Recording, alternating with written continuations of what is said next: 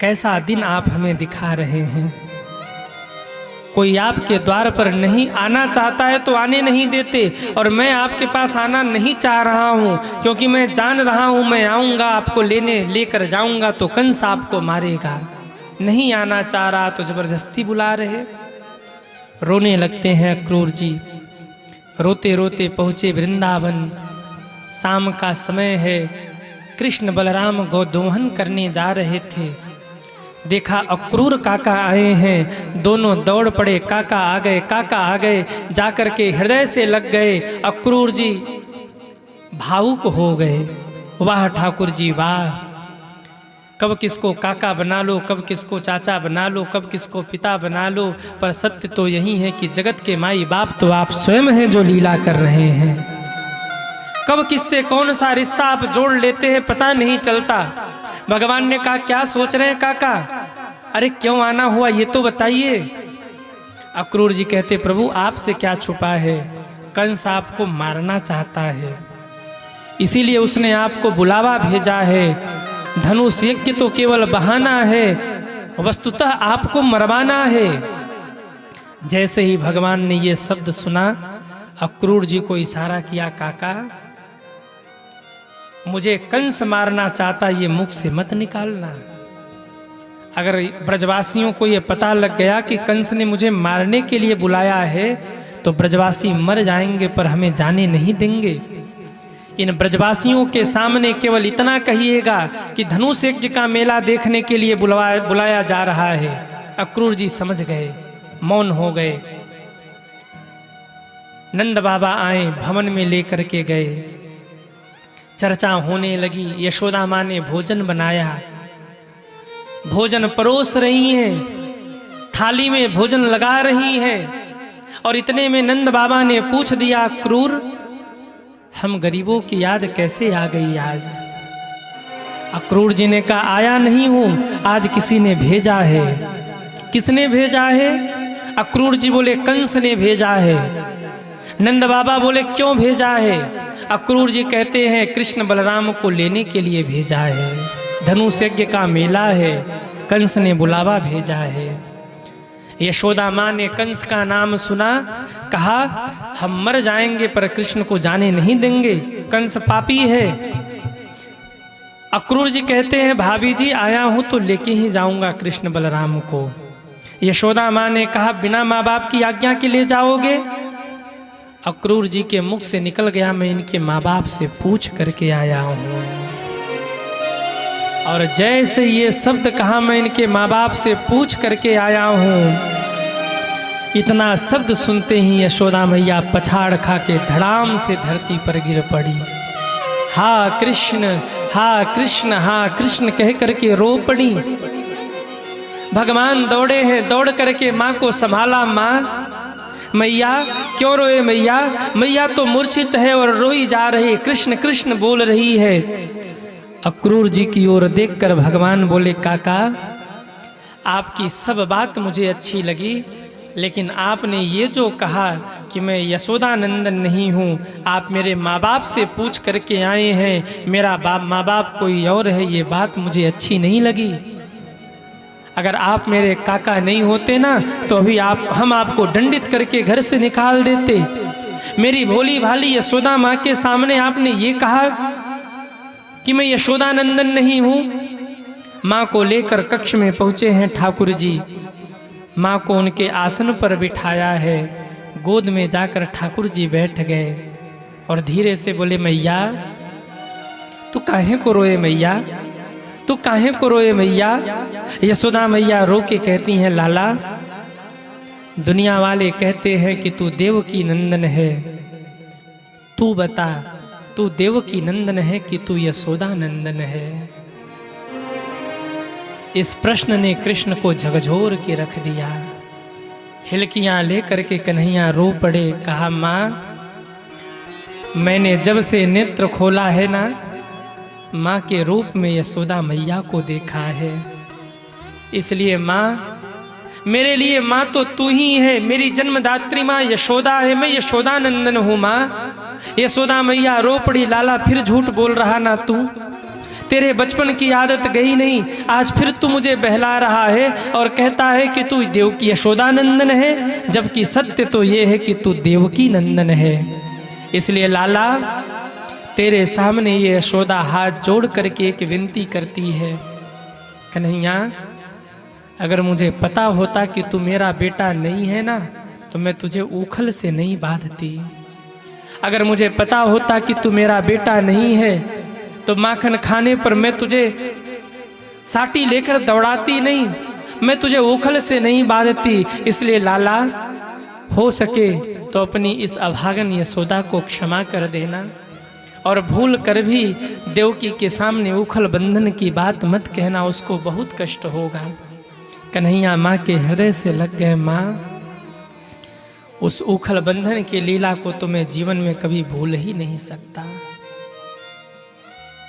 रोते रोते कब रात बीत गई पता नहीं चला। सुबह यशोदा मैया ने थाली सजाया है, थाली में थोड़ा सा माखन रखा है, रोटी रखा है, और जैसे ही माखन रोटी लेकर आई है लाला को खिलाने के लिए, लाला ने माखन रोटी को देखा, आंखों से आंसुओं की धारा बहने लगी। माँ, आज के बाद इस कृष्ण को माखन रोटी कौन खिलाएगा? आज के बाद इस कृष्ण को कनुआ कनुआ कह के कौन बुलाएगा?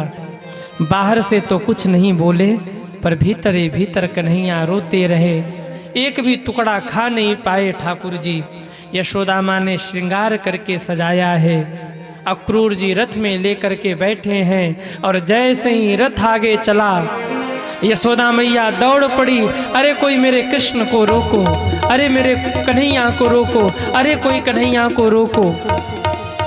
दौड़ी है और जाकर के रथ के सामने लेट गई। रोती हुई बोली यशोदा माँ, अरे अक्रूर, कौन कहता है तू अक्रूर है? तेरा नाम तो क्रूर होना चाहिए। एक माँ से उसके बेटे को छीन कर ले जा रहे हो, कौन तुम्हें अक्रूर कहेगा? तुम्हारा नाम तो क्रूर होना चाहिए। इसलिए जा तो रहे हो, पर जाने से पहले रथ की पहिया को मेरे गर्दन से उतार जाओ। मैं तो मेरे कृष्ण के साथ नहीं जा सकती, पर मेरे प्राण तो मेरे कन्हैया के साथ चले जाएंगे। अक्रूर, उतार रथ के पहिया को मेरे गर्दन से। कन्हैया रथ से कूद पड़े, आके माँ से लिपट गए, मैया क्यों रो रही है? परसों आ जाऊंगा मैं। बहला दिया कन्हैया ने, परसों आ जाऊंगा मैं। मैया ने सुना परसों आ जाएगा, रुक गई, पीछे हट गई, पर कन्हैया परसों की कह के गए, वर्षों तक लौट के नहीं आए। लोग कहते हैं मथुरा से वृंदावन बहुत दूर नहीं था, कृष्ण चाहते तो दिन में 2 चक्कर लगा सकते थे, पर वृंदावन को जब छोड़ के कृष्ण मथुरा गए तो फिर लौट के वृंदावन क्यों नहीं आए? इसका कारण ये है कि कन्हैया के दुश्मन बहुत हो गए। भगवान ने सोचा मेरे दुश्मन मुझे नहीं मार पा रहे हैं, अगर उनको पता लगेगा कि मैं ब्रजवासियों को प्राणों से ज़्यादा प्रेम करता हूँ तो वो मेरे ब्रजवासियों को सताएंगे, और मेरे ब्रजवासियों को जब सताया जाएगा तो मुझे बहुत दुख होगा। इसलिए भगवान दोबारा जीवन में लौट करके वृंदावन नहीं गए। भगवान जहाँ से एक बार निकले वहाँ से दोबारा वहाँ फिर नहीं गए सज्जन, आगे बढ़ते ही चले गए। अक्रूर जी रथ लेकर के चले, ब्रजवासी पीछे पीछे चल रहे। कन्हैया हमें छोड़कर मत जाओ। छोड़ चले आज हमारे श्याम, बीरज को छोड़ चले, छोड़ चले आज हमारे श्याम, बीरज को छोड़ चले, छोड़ चले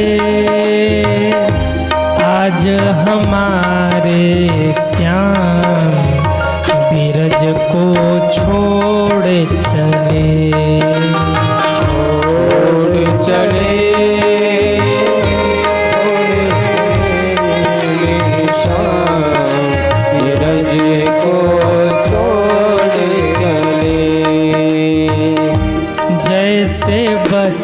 सा छूट जाने पर रोया करती गैया। जैसे बछड़ा छोड़ जाने से रोया करती गैया, हो वैसे ही आज रोया रही हैं कृष्ण कन्हैया की मैया। फूलों से नाता तोड़ के भगवन, फूलों से नाता तोड़ के भगवन, कांटों से नाता जोड़ चले, छोड़ चले आज हमारे श्याम बिरज को छोड़ चले।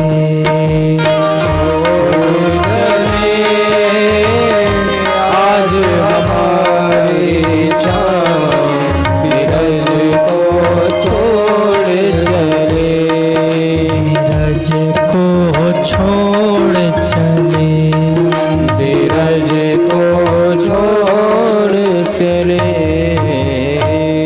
बीच में अक्रूर जी को अपने स्वरूप का दर्शन कराया। मथुरा पहुँचे ठाकुर जी, पीछे पीछे ग्वाल बाल भी पहुँचे। भगवान ने कहा नंद बाबा से कि अगर आप आज्ञा करें तो मैं नगर घूम लूँ। भगवान जैसे ही आज्ञा मांगते हैं, नंद बाबा ने कहा देखो कन्हैया जा रहे हो पर किसी से लड़ाई झगड़ा मत करना, किसी से पंगा मत लेना, और विशेष करके कंस के लोगों से।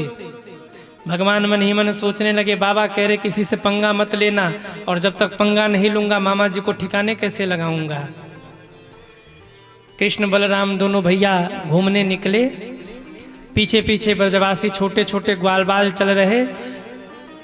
कृष्ण का सम्मान होने लगा मथुरा में, सब पुष्प बरसा के स्वागत करने लगे। ग्वाल बालों ने कहा कन्हैया हम कौन से वीवीआईपी हैं जो हमारा इतना स्वागत हो रहा है। कन्हैया ने कहा तुमको नहीं पता ये हमारे मामा जी की नगरी है, कंस हमारे मामा है। ग्वाल बाल बोले अगर ये बात पहले बताते तो हम बढ़िया बढ़िया कपड़े पहन के आते ननिहाल में, तुमने बताया नहीं। और देखो हम वैसे ही अब पुराने पुराने गैया चराने वाले कपड़े पहन के आ गए, बदनामी हो रही है हमारी। लाला कहीं से कपड़न की व्यवस्था कर दे। भगवान ने कहा चलो देखता हूँ। 2-4 कदम ही आगे बढ़े थे कि कंस का एक धोबी जा रहा था। भगवान ने आवाज लगाया मामा जी राम राम। पीछे मुड़कर देखा कौन हो? मैं कृष्ण हूं, क्या काम है? मामा आपने हमारे कंस मामा को बहुत वस्त्र पहनाए, आज हमारे ग्वाल बालों को कपड़े पहना दो मामा जी। उसने पाटा उठाया, का भाग जाए यहां से नहीं तो अभी ठिकाने लगा दूंगा। और जैसे ही पाटा उठाया ग्वाल बालों ने कहा कन्हैया ये पाटा उठा रहा, जरा इसको मजा चखा। तो भगवान ने एक थप्पड़ मारा, धोबी के प्राण निकल गए। बोले कृष्ण कन्हैया लाल की जय हो। ये धोबी कौन था?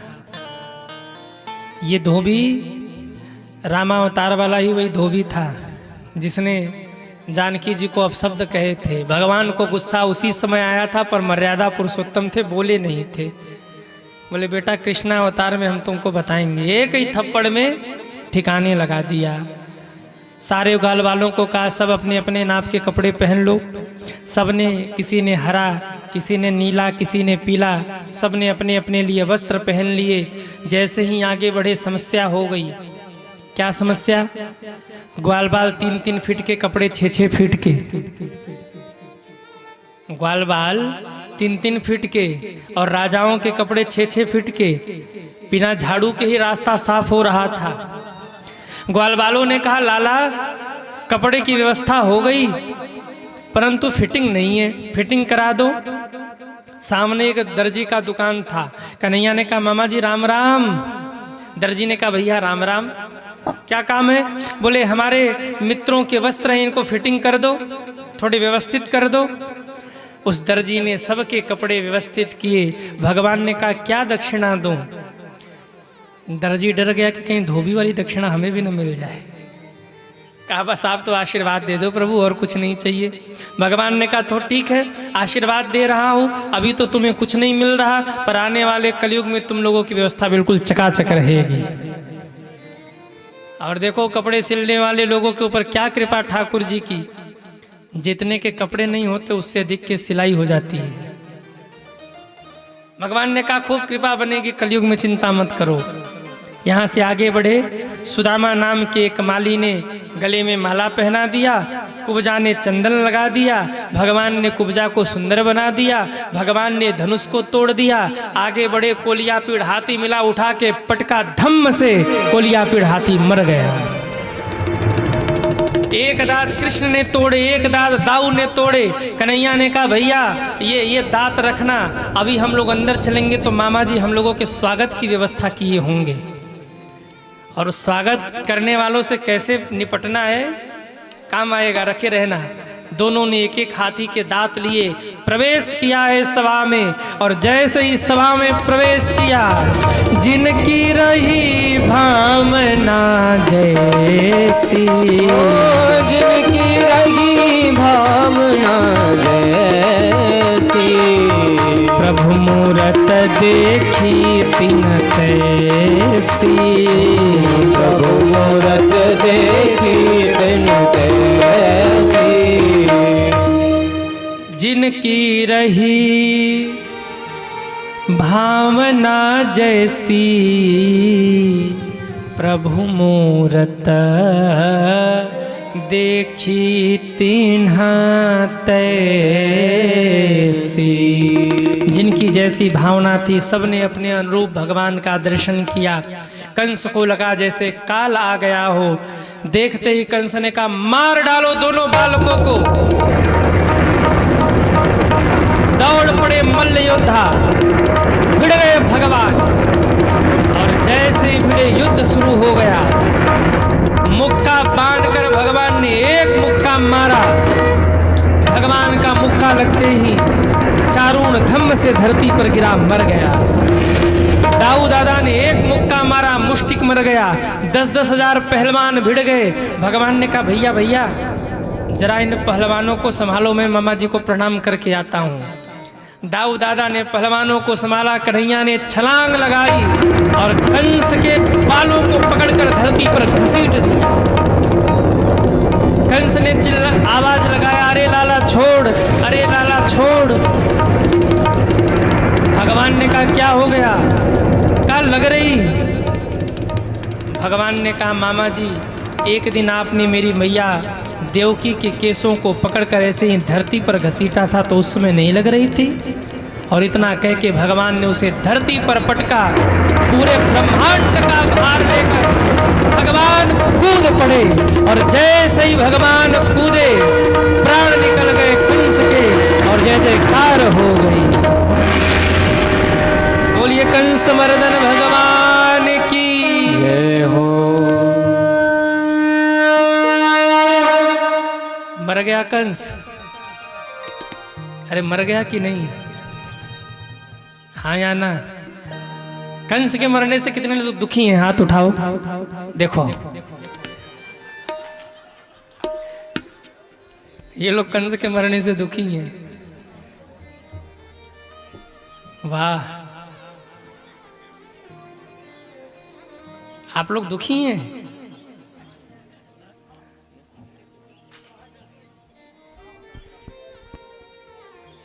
कंस की पार्टी वाले भी बैठे हैं क्या इधर? हम भी कहें मर क्यों नहीं रहा है। अब पता लगा कि उनकी पार्टी वाले इधर बैठे थे। बोलिए कंस महाराज की। देखो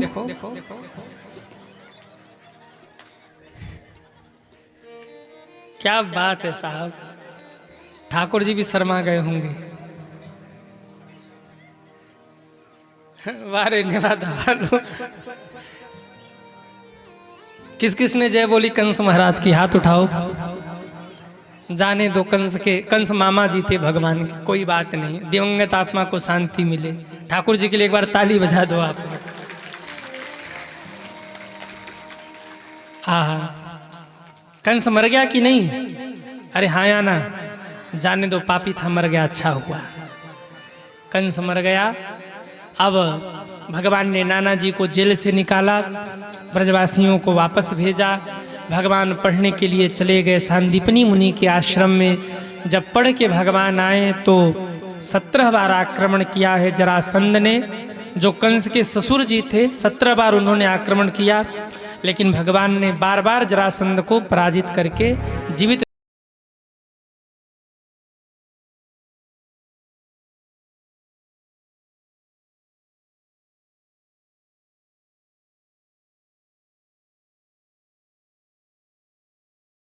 लड़ेंगे नहीं, अब की बार भागेंगे हम लोग। अरे लाला, दुनिया तो को रण छोड़ कहेगी। भगवान ने कहा दुनिया वालों ने छोड़ा ही क्या है, सब कह लिया, केवल एक रण छोड़ बचा है, वो भी कह लेंगे।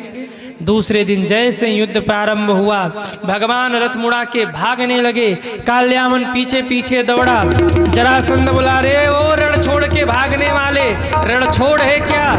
भगवान मुस्कुराए और भगवान ने कहा, आज से मेरा एक नाम रण छोड़ पड़ जाएगा। बोलिए रण छोड़ भगवान की जय हो। भगवान को तो लीला करनी थी। एक गुफा में घुसे, मुचकुंद जी महाराज के द्वारा काल्यावन का वध करवाया। मुचकुंद जी महाराज को कहा, जल्दी ये गुफा छोड़ के आप जाइए, तब करिए। मुचकुंद जी चले गए। कृष्ण बलराम उसी गुफा में रहे। इधर भगवान ने माया से एक नगरी का निर्माण किया, जिसका नाम था द्वारिका। बोलिए द्वारिकापुरी की जय। द्वारिकापुरी में मथुरा वासियों को भगवान ने तुरंत शिफ्ट किया।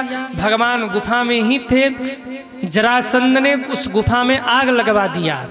उसको लगा कि कृष्ण बलराम जल के मर जाएंगे, पर बाहरे मेरे ठाकुर। ठाकुर जी ने बलराम जी के हाथ को पकड़ा। दोनों भाइयों ने छलांग लगाया और उस गुफा से निकल करके पहुंच गए हैं द्वारिका में। और ठाकुर जी जाकर वहां द्वारिकाधीश बन गए। बोलिए द्वारिकाधीश की जय हो। जरासंध को लगा कि कृष्ण बलराम मर गए, पर वहां तो ठाकुर जी द्वारिकाधीश बन के विराज गए। अब ठाकुर जी को विवाह शादी की चिंता लगी। भगवान ने कहा समय के साथ विवाह हो जाना भी ठीक है। तो बड़े भैया बलराम जी का विवाह रेवती के साथ में करवाया। ये रेवती त्रेता युग की थी और कन्हैया और बलराम द्वापर युग के थे। हमने आपको एक दिन बताया था कि युग परिवर्तन के साथ कद घट जाता है। तो त्रेता की रेवती और द्वापर के बलराम जी। अब स्थिति ये हो गई कि बलराम जी अगर 12 फुट के तो रेवती जी 24 फुट की। समझिएगा, एक युग का अंतर था। रेवती जी त्रेता से तप कर रही थी क्योंकि उनको बलराम जी से विवाह करना था। तो अब वो अगर 24 फीट की हैं तो बलराम जी एक युग बाद हैं तो 12 फीट के।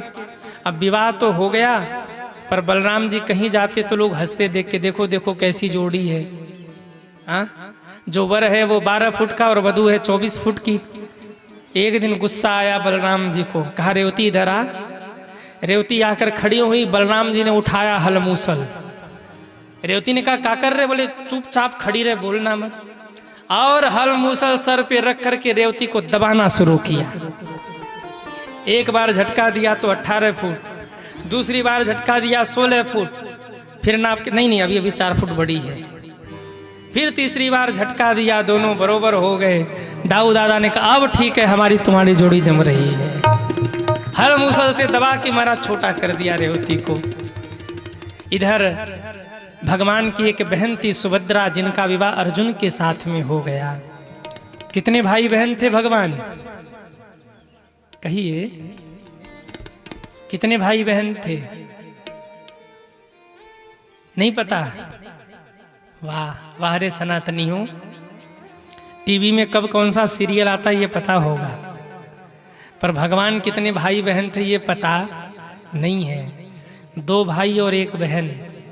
बहन का नाम सुभद्रा और भैया का नाम कृष्ण और बलराम। सुभद्रा को ले गए अर्जुन। बलराम जी का विवाह हुआ रेवती के साथ। अब कौन बचा है? अरे बोलो ना।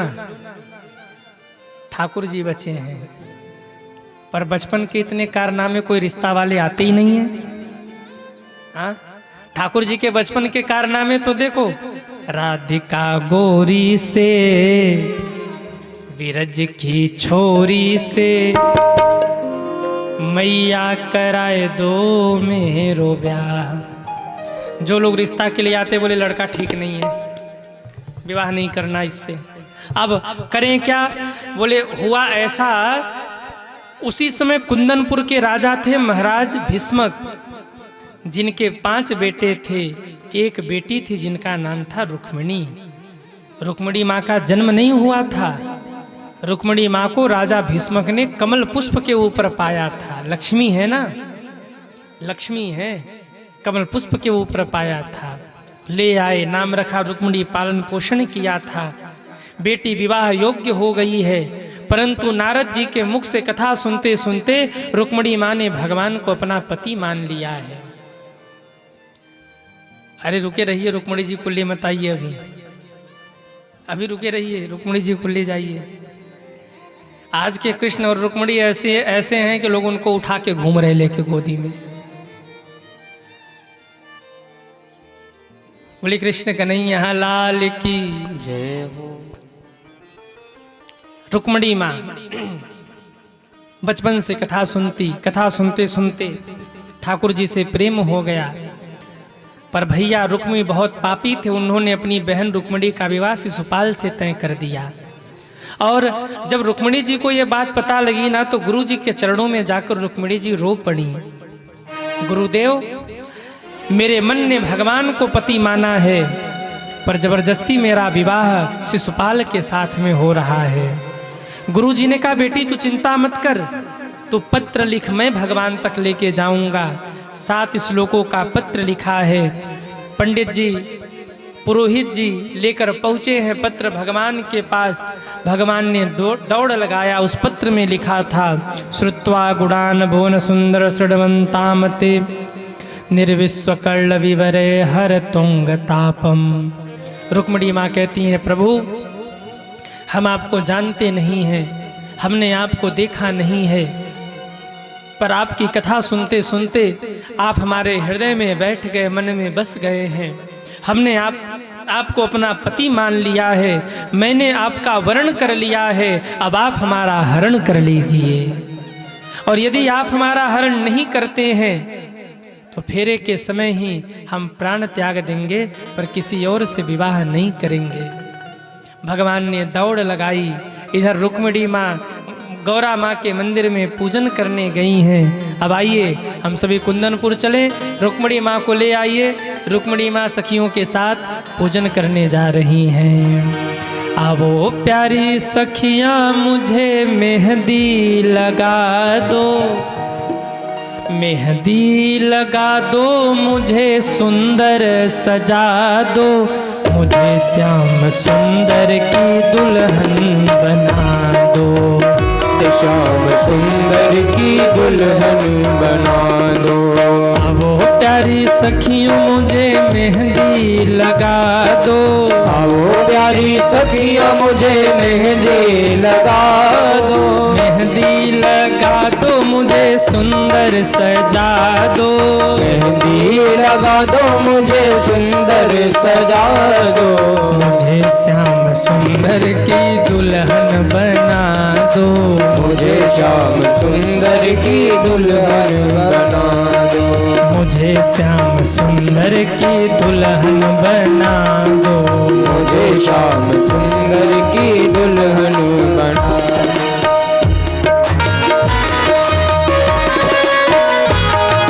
जय हो।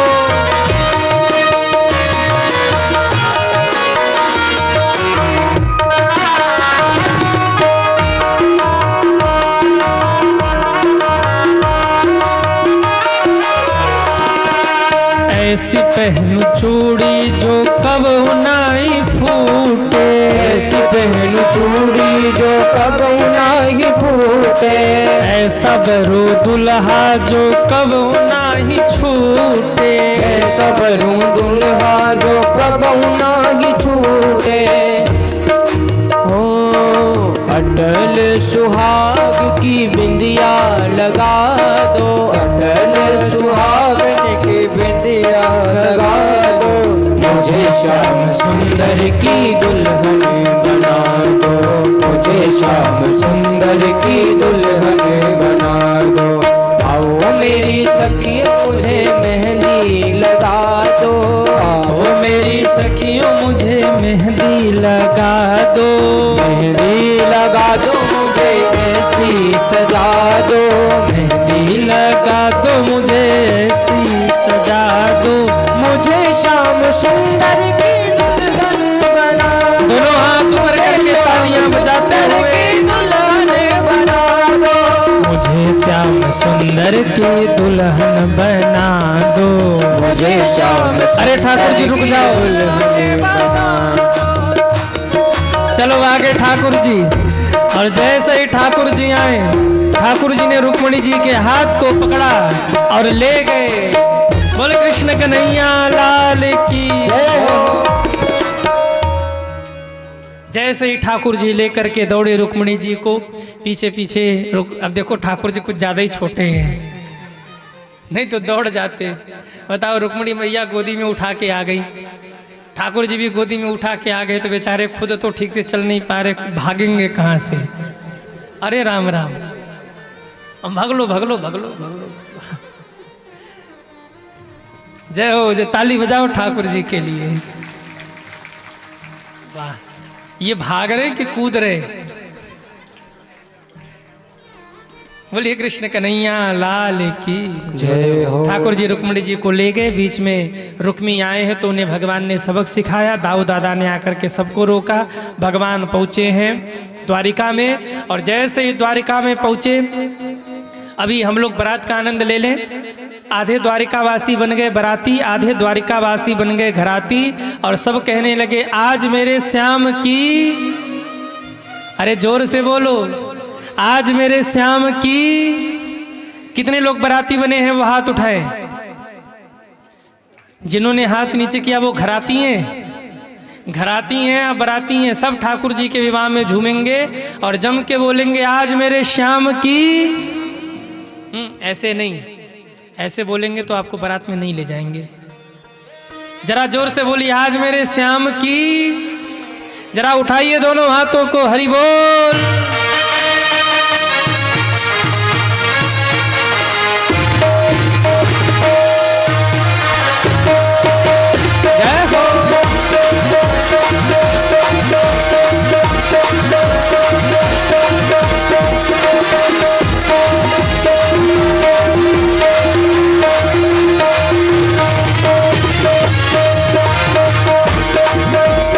ऐसा लगता है सारे संसार की शादी है। आज मेरे जय हो, आज मेरे जय हो, आज मेरे श्याम की शादी है, आज मेरे श्याम की शादी है। अरे बरातियों जरा झूमते हुए हरि बोल।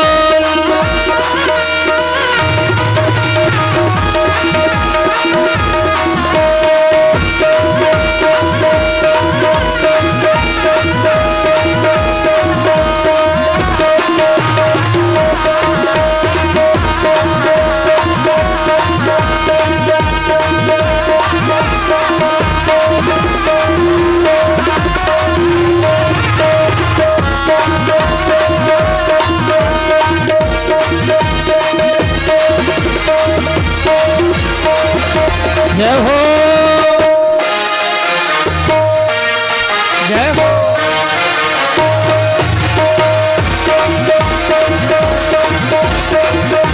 रुक्मिणी दुल्हन बनी है, जय हो। कन्हैया दुल्हे राजा। ओ रुक्मणी दुल्हन बनी है, कन्हैया दूल्हे राजा। रुक्मिणी दुल्हन बनी है, जय हो, कन्हैया दुल्हे राजा। जय हो। खुशी में नाचे हैं सब, जय हो। बाज रहा सुंदर बाजा। खुशी में, अरे सब नाच रहे, आप लोग भी झूमो। खुशी में नाचे हैं सब, जय हो। बाज रहा सुंदर बाजा। ओ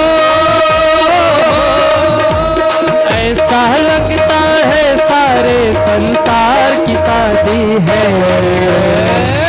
आज मेरे जय हो, आज मेरे जय हो, आज मेरे श्याम की शादी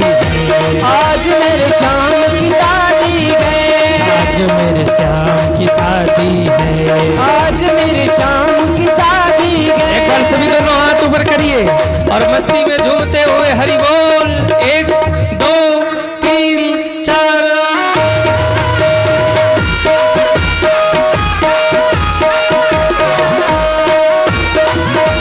जय हो।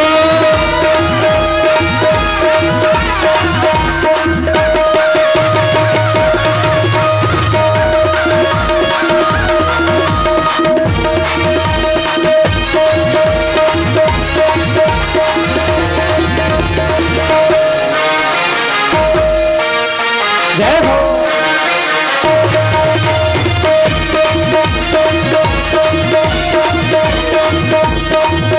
रुक्मिणी यूं मुस्कावे, यूं मुस्कावे, मुझे कान्हा मिल जावे, मुझे कान्हा मिल जावे। ओ मेरी भी यही तमन्ना, पूरी मेरी हुई तमन्ना। जय हो। मेरी थी यही तमन्ना, हो पूरी हुई मेरी तमन्ना। हो।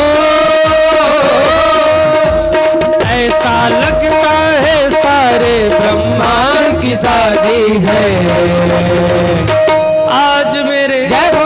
हम कहेंगे आज मेरे, तो जय हो कह के 1 फीट उछल जाना। अब जिनके घुटने में दर्द हो वो मत उछलना, और जो स्वस्थ है हम कहेंगे ऐसा लगता है सारे ब्रह्मांड की शादी है आज मेरे, तो जय हो कह के उछल जाना। ऐसा लगता है सारे ब्रह्मांड की शादी है आज मेरे। जय हो। आज मेरे। जय हो। आज मेरे शाम की शादी है, आज मेरे शाम की शादी है, आज मेरे शाम की शादी है, आज मेरे शाम की शादी है। अरे बरातियों संकोच मत करो, जरा जम के झूम लो। हरि बोल।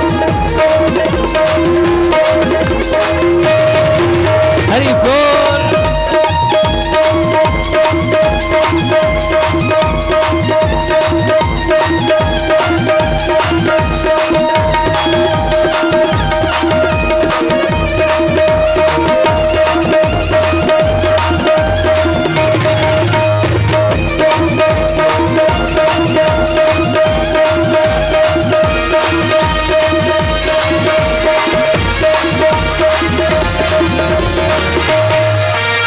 जय हो। जय हो।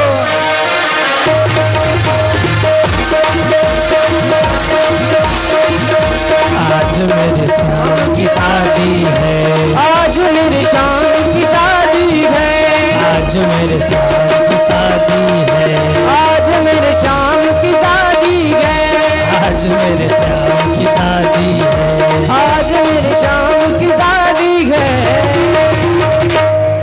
बोल कृष्ण कन्हैया लाल की जय। दुल्हा सरकार की जय। घराती बराती की जय हो। नेवादा के वासियों की जय हो। नमः पार्वती पते हर हर। हर महादेव। बैठ जाओ बरातियों, सभी बराती बैठ जाए।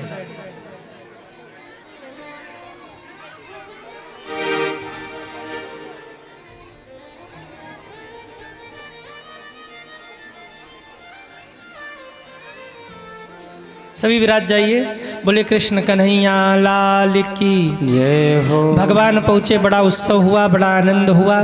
आधे द्वारिकावासी बन गए घराती, आधे द्वारिकावासी बन गए बराती। अब ठाकुर जी का विवाह होने लगा। हम लोग विवाह के क्रम का दर्शन करेंगे। हमारे मुख्य, अच्छा जयमाल हो जाए, पहले जयमाल हो जाए। जयमाल करवा दे कि रहने दे? अरे हाँ या ना? देखो रुक्मिणी जी क्या कर रही है। एक जयमाल रुक्मिणी जी के हाथ में दे दीजिए, एक जयमाल ठाकुर जी के हाथ में दे दीजिए। अच्छा ठाकुर जी थोड़े से छोटे हैं, तो एक बार आप पूछ लें कि विवाह करेंगे कि नहीं करेंगे। पूछ लें कि रहने दें? अरे हाँ या ना? एक माइक दे दो भैया, जरा पूछ लें ठाकुर जी से।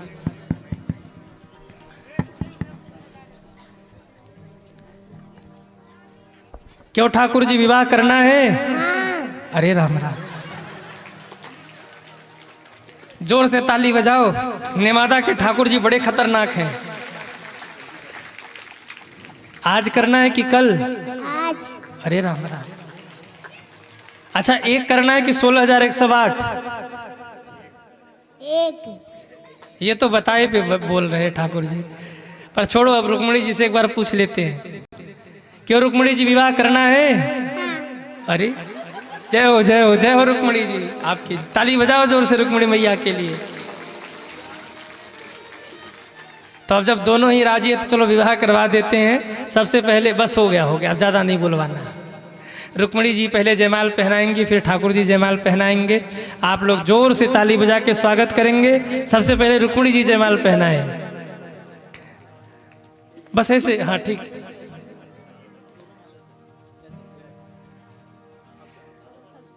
मंगलम भगवान विष्णु मंगलम गरुड़ध्वज मंगलम पुंडरीकाक्ष मंगलाय तनोहरि। बोले कृष्ण कन्हैया लाल की जय हो, ठाकुर जी महाराज की जय हो, रुक्मणी मैया की जय हो। आहा, मंगलमय ढंग से ठाकुर जी का विवाह हुआ। सब फिर गाने लगे, ऐसा लगता है सारे संसार की शादी है, आज मेरे श्याम की शादी है, आज मेरे श्याम की शादी है, आज मेरे श्याम की शादी है, आज मेरे श्याम की शादी है। अब आइए, रुक्मणी जी का विवाह हो रहा। हमारे मुख्य यजमान जी आएंगे और मुख्य यजमान जी सबसे पहले